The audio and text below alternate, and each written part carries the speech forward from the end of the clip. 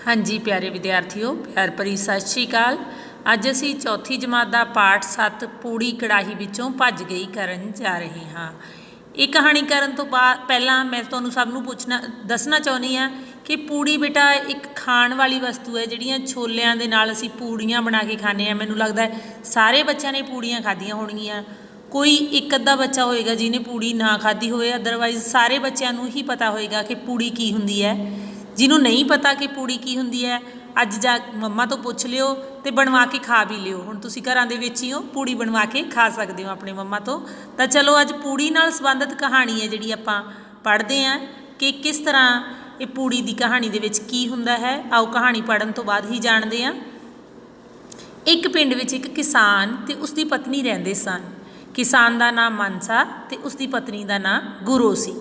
वैसे तो वह काफ़ी रजे पुजे सन पर घर विच काम करन वाले बंदे घट सन, इसलिए उन्होंने हमेशा दूजियां की सहायता लैनी पैंदी सी। सहायता जानी कि मदद लैनी पैंदी सी। वो चंगे परिवार के रजे पुजे परिवार के सी पर उन्होंने घर दे विच काम करन वाले बंदे घट सी, इस करके उन्होंने दूजियां तो मदद लैनी पैंदी सी काम करन लई। विसाख का महीना सी। विसाख का महीना किहड़ा हुंदा बेटा? अप्रैल का महीना। अप्रैल दे विच देसी विसाख का महीना हुंदा है जदों विसाखी का त्यौहार असीं मनाउने आ। एक विसाख तो शुरू हो जाता विसाख का महीना। तो 13 अप्रैल नूं विसाख के महीने दे विच आपां विसाखी का त्यौहार है जिहड़ा मनाउने आ। ते इस महीने दे विच कणकां वड्ढीआं जांदियां, सारे बच्चों नूं पता है कि विसाख के महीने दे विच कणकां वड्ढीआं जांदियां। तां उस तरह कि विसाख का महीना सी, मानसे ने भी मानसे के खेतों में भी कणक की फसल बहुत चंगी हुई सी। उसकी वाढी भी हो चुकी सी। वाढी मतलब कटाई हो चुकी सी, पर गहाई दे दाणे कढ़ण का काम, गहाई करके दाणे कढ़ण का काम अजे बाकी सी। हुण तां दाणे बेटा मशीनां दे नाल कढ़े जांदे है, जिवें कि कंबाइन लगा दित्ती जांदी है ते दाणे है उहदे नाल अपने जिहड़े बाहर आ जाते हैं, ट्राली दे विच भर दिते जाते हैं सीधे।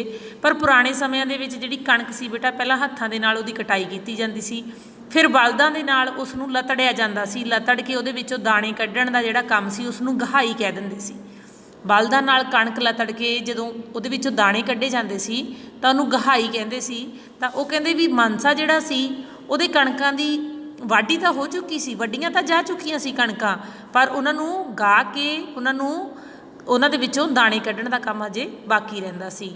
होर सारे किसान आपो अपने कामां विच लगे हुए सन। तुहानूं पता ही है कि जदों वाढी हुंदी है तां सारे किसान काम में बहुत रुझे हुंदे हन। सारिਆਂ ਨੂੰ पता ही है भी जदों वाढी का काम हुंदा है, हाड़ी दी फसल कट्टी जाती है तां सारे किसान भी ते कामे मजदूर जिहड़े हुंदे आ ओह सब रुझे हुए हुंदे आ। उन्हां कोले कोई समा नहीं हुंदा, काम दे विच ओह व्यस्त हुंदे आ। तां मानसे ने बथेरा चाहिया कि कोई मजदूर मिल जाए पर ना मिलिया। बथेरा मतलब बहुत कोशिश की उन्हें कि कोई मजदूर मिल जाए उन्होंने, पर कोई मजदूर उन्होंने काम लई ना मिलिया, क्योंकि सारे कामे मजदूर सी जिहड़े जां किसान सी वो आपो अपने कामां दे विच रुझे हुए सी। उधर आसमान ते 1-2 दिनों तो बदल दिसन लग पे सन। इस रुत दे विच किसानां नूं जल्दी तो जल्दी फसल जिहड़ी अपनी कट के घरे लिया के संभालण दा फिक्र हुंदा है, क्योंकि जे मीह पै जाए तो सारी फसल खराब हो जाती है। इस करके मनसे नूं भी उस तरह की चिंता सी, क्योंकि आसमान दे विच बदल दिख रहे सी 2 दिनों तो।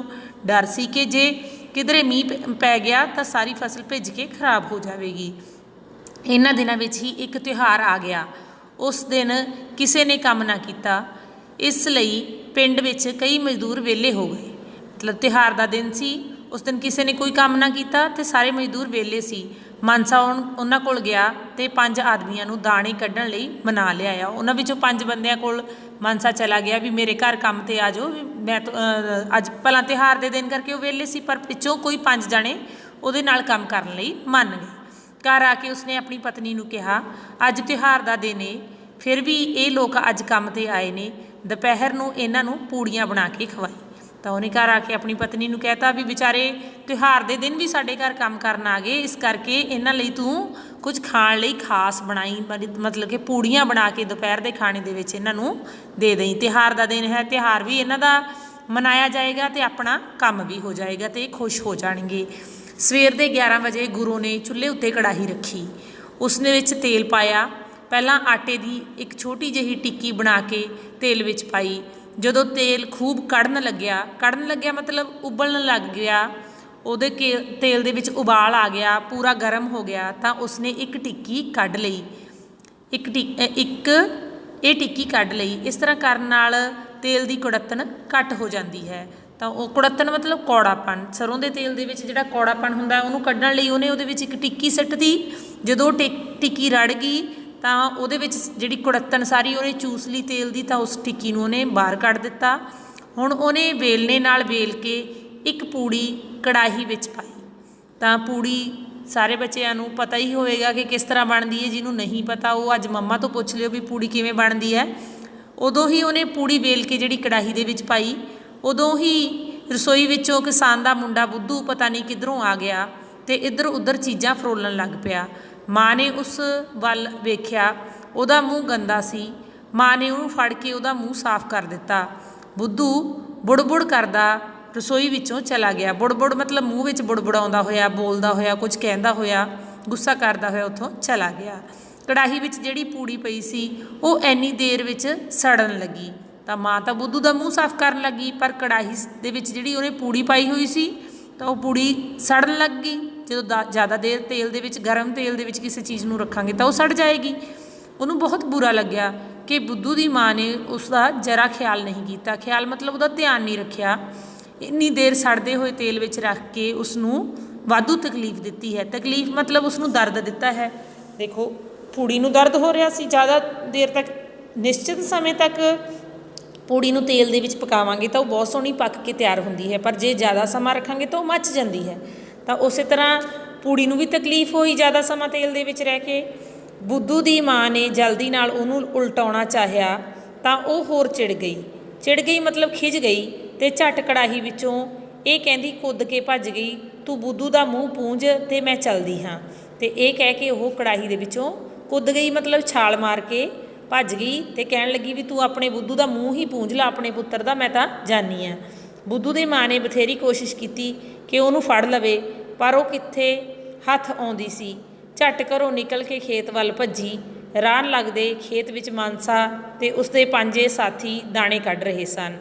ਇਹ ਪੂੜੀ ਉਹਨਾਂ ਦੇ ਕੋਲੋਂ ਦੀ ਲੰਘੀ ਅਤੇ ਕਹਿਣ ਲੱਗੀ, ਮੈਂ ਕੜਾਹੀ ਵਿੱਚੋਂ ਨਿਕਲ ਕੇ ਬੁੱਧੂ ਦੀ ਮਾਂ ਤੋਂ ਬਚ ਕੇ ਆਈ ਹਾਂ, ਤੁਹਾਡੇ ਤੋਂ ਵੀ ਬਚ ਕੇ ਨਿਕਲ ਜਾਵਾਂਗੀ, ਮੈਨੂੰ ਕੋਈ ਫੜ ਕੇ ਤਾਂ ਦੇਖੋ। ਉਹਨਾਂ ਆਦਮੀਆਂ ਨੇ ਜਦੋਂ ਦੇਖਿਆ ਕਿ ਚੰਗੀ ਭਲੀ ਪੱਕੀ ਪਕਾਈ ਪੂੜੀ ਕੋਲੋਂ ਭੱਜੀ ਜਾ ਰਹੀ ਹੈ ਤਾਂ ਉਹ ਕੰਮ ਛੱਡ ਕੇ ਉਹਦੇ ਮਗਰ ਭੱਜੇ, ਪਰ ਉਹ ਹੱਥ ਨਾ ਆਈ। ਉਹ ਸਾਰੇ ਦੇ ਸਾਰੇ ਉਹਦੇ ਪਿੱਛੇ ਦੌੜਦੇ ਹਫ ਗਏ ਅਤੇ ਵਾਪਸ ਆ ਗਏ। ਹਫ ਗਏ ਮਤਲਬ ਥੱਕ ਗਏ ਅਤੇ ਉਹ ਵਾਪਸ ਮੁੜ ਆਏ। ਪੂੜੀ ਕਿਸੇ ਦੇ ਹੱਥ ਵੀ ਨਾ ਆਈ। ਅੱਗੋਂ ਪੂੜੀ ਨੂੰ ਇੱਕ ਖਰਗੋਸ਼ ਮਿਲਿਆ। ਉਹਨੂੰ ਦੇਖ ਕੇ ਪੂੜੀ ਬੋਲੀ, ਮੈਂ ਤਾਂ ਕੜਾਹੀ ਵਿੱਚੋਂ ਨਿਕਲ ਕੇ ਬੁੱਧੂ ਦੀ ਮਾਂ ਤੋਂ ਬਚ ਕੇ ਅਤੇ 6 ਜਵਾਨਾਂ ਨੂੰ ਹਰਾ ਕੇ ਆਈ ਹਾਂ। ਭਾਊ ਖਰਗੋਸ਼ ਤੇਰੇ ਵੀ ਹੱਥ ਨਹੀਂ ਆਵਾਂਗੀ। ਤਾਂ ਖਰਗੋਸ਼ ਨੂੰ ਇਹ ਸੁਣ ਕੇ ਬੜੀ ਚਿੜ ਮਤਲਬ ਖਿਝ ਚੜੀ। ਉਸਨੇ ਬੜੀ ਤੇਜ਼ੀ ਨਾਲ ਉਸ ਦਾ ਪਿੱਛਾ ਕੀਤਾ। ਸੱਚੀ ਗੱਲ ਤਾਂ ਇਹ ਹੈ ਕਿ ਜੇ ਪੂੜੀ ਇੱਕ ਘੁਰਨੇ ਵਿੱਚ ਨਾ ਵੜ ਗਈ ਹੁੰਦੀ ਤਾਂ ਖਰਗੋਸ਼ ਨੇ ਉਹਨੂੰ ਫੜ ਹੀ ਲੈਣਾ ਸੀ।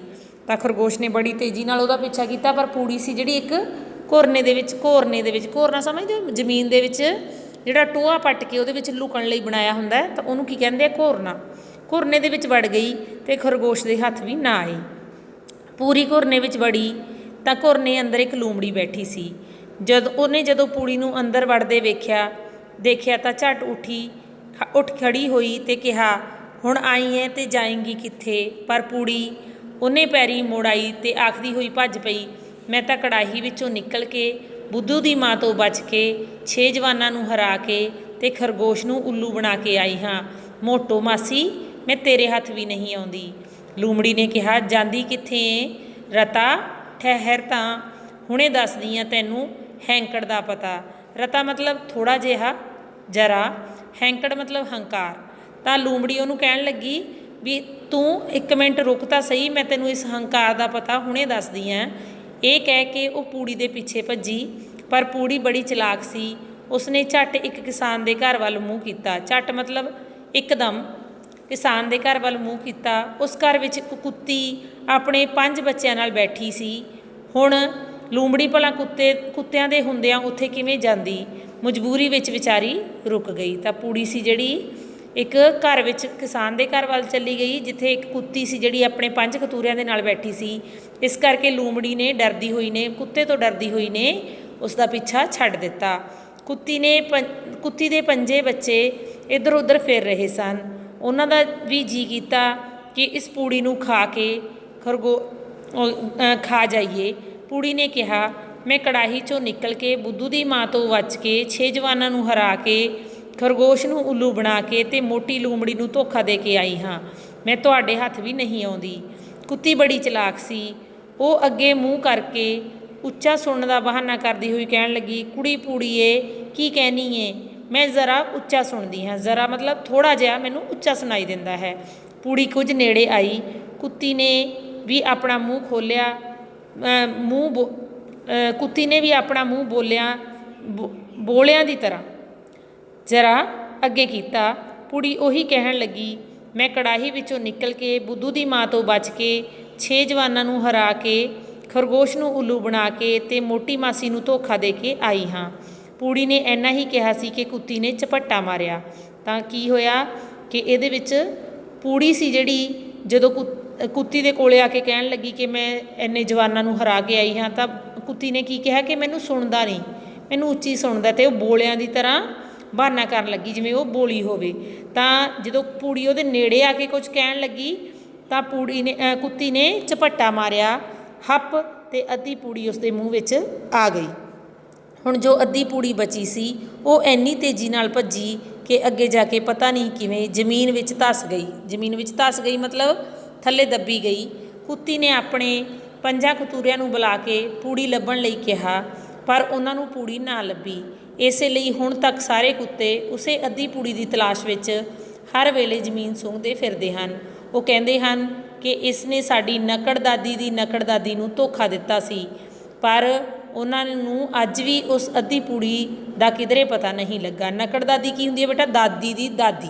ਤਾਂ ਕਹਿੰਦੇ ਵੀ ਉਹ ਪੂੜੀ ਜਿਹੜੀ ਸੀ ਉਸ ਕੁੱਤੀ ਤੋਂ ਬਚ ਕੇ, ਅੱਧੀ ਪੂੜੀ ਤਾਂ ਕੁੱਤੀ ਨੇ ਖਾ ਲਈ, ਪਰ ਅੱਧੀ ਜਿਹੜੀ ਸੀ ਉਹ ਭੱਜੀ ਜਾਂਦੀ ਜ਼ਮੀਨ ਦੇ ਵਿੱਚ ਧੱਸ ਗਈ। ਅਤੇ ਉਸ ਕੁੱਤੀ ਨੇ ਆਪਣੇ 5 ਕਤੂਰਿਆਂ ਨੂੰ ਕਿਹਾ ਵੀ ਉਹਨੂੰ ਲੱਭ ਕੇ ਲੈ ਕੇ ਆਓ, ਪਰ ਉਹਨਾਂ ਨੂੰ ਲੱਭਿਆ ਨਹੀਂ। ਉਸ ਨੂੰ ਪੂੜੀ ਕਿਤੇ ਨਾ ਲੱਭੀ। ਅਤੇ ਅੱਜ ਵੀ ਕੁੱਤੇ ਉਸ ਪੂੜੀ ਦੀ ਤਲਾਸ਼ ਵਿੱਚ ਜ਼ਮੀਨ ਨੂੰ ਸੁੰਘਦੇ ਰਹਿੰਦੇ ਨੇ। ਉਹ ਕਹਿੰਦੇ ਹਨ ਕਿ ਇਸ ਨੇ ਸਾਡੀ ਨਕੜਦਾਦੀ ਦੀ ਮਤਲਬ ਦਾਦੀ ਦੀ ਦਾਦੀ ਤੋਂ ਗਾਂ ਦਾਦੀ ਨੂੰ ਵੀ ਧੋਖਾ ਦਿੱਤਾ ਸੀ। ਇਸ ਕਰਕੇ ਉਹ ਅੱਜ ਵੀ ਉਸ ਪੂੜੀ ਨੂੰ ਲੱਭ ਰਹੇ ਹਨ ਅਤੇ ਉਹਨੂੰ ਇਹ ਪੂੜੀ ਕਿਤੇ ਨਹੀਂ ਲੱਭੀ। ਉਮੀਦ ਹੈ ਬੱਚਿਓ ਤੁਹਾਨੂੰ ਕਹਾਣੀ ਚੰਗੀ ਲੱਗੀ ਹੋਏਗੀ। ਸਾਰੇ ਬੱਚਿਆਂ ਨੂੰ ਕਹਾਣੀ ਚੰਗੀ ਲੱਗੀ? ਹਾਂਜੀ। ਤਾਂ ਇਸ ਤੋਂ ਬਾਅਦ ਕਹਾਣੀ ਦੇ ਔਖੇ ਸ਼ਬਦਾਂ ਦੇ ਅਰਥ ਹਨ, ਇਹ ਤੁਸੀਂ ਕਰ ਲੈਣੇ ਹਨ। ਅਭਿਆਸ ਦੇ ਪ੍ਰਸ਼ਨਾਂ ਵਿੱਚ ਦਿੱਤੇ ਖਾਨਿਆਂ ਦੇ ਵਿੱਚ ਸਹੀ ਉੱਤਰ ਦੇਣੇ ਹਨ। ਉਸ ਤੋਂ ਬਾਅਦ ਪ੍ਰਸ਼ਨ ਉੱਤਰ ਵਾਲਾ ਪ੍ਰਸ਼ਨ ਹੈ ਜਿਹੜਾ ਤੁਸੀਂ ਇਹ ਆਪਣੀ ਨੋਟਬੁੱਕ ਦੇ ਵਿੱਚ ਕਰਨਾ ਹੈ।